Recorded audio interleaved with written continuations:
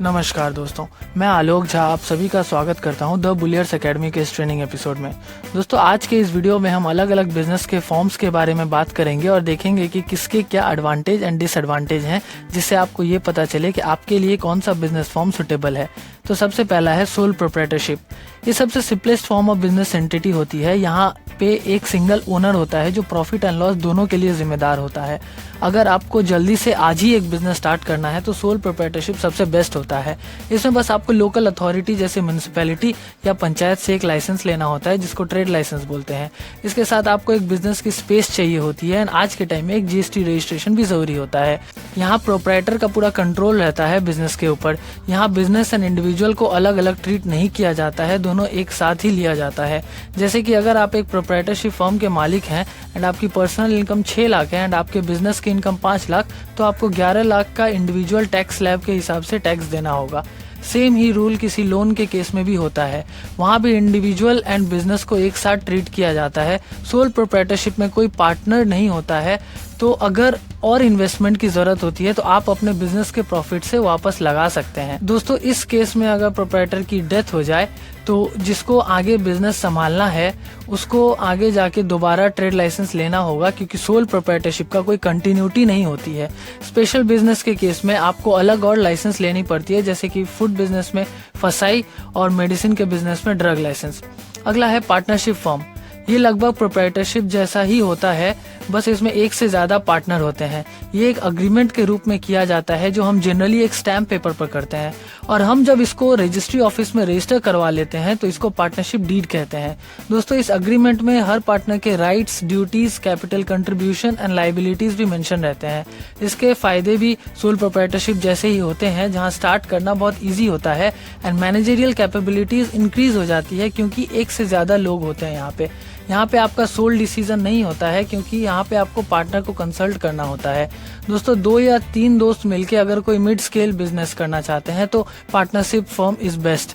दोस्तों, real estate broker, professional firm जैसे कि chartered accountancy firm and law firm और ट्रांसपोर्ट एजेंसीज ज्यादातर पार्टनरशिप फर्म ही प्रेफर करते हैं।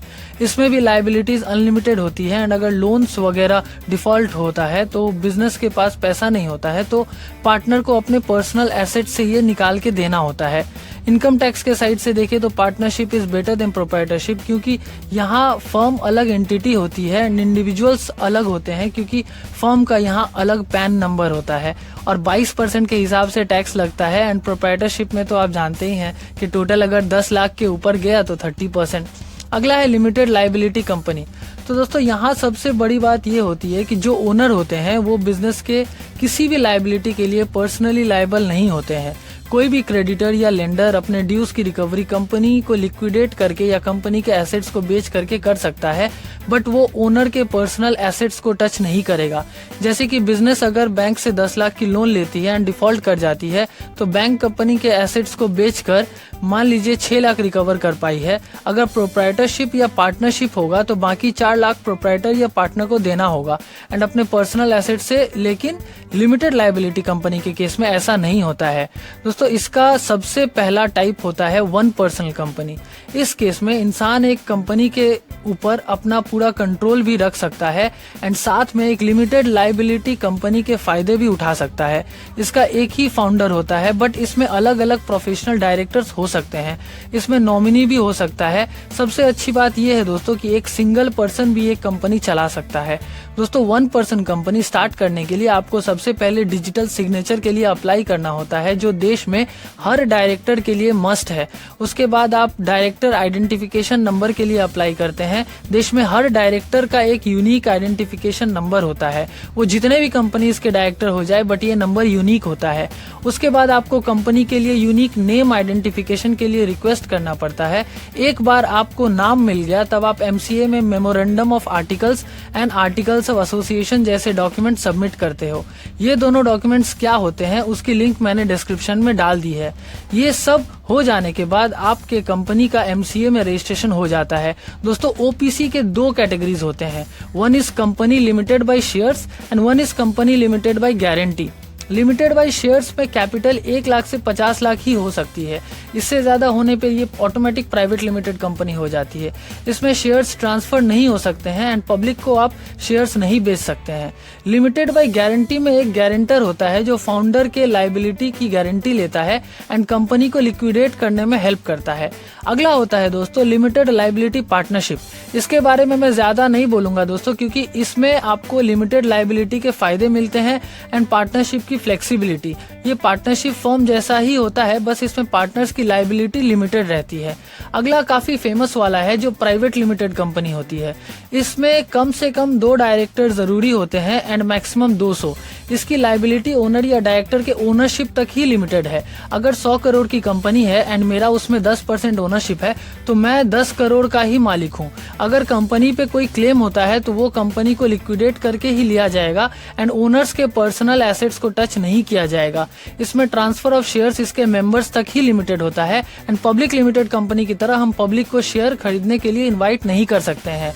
प्राइवेट लिमिटेड कंपनी का एग्जिस्टेंस कंटिन्यू करता है एंड अगर सारे डायरेक्टर भी मर जाएं तो नए डायरेक्टर आ सकते हैं, बट कंपनी बंद नहीं होती है। अगला है दोस्तों पब्लिक लिमिटेड कंपनी।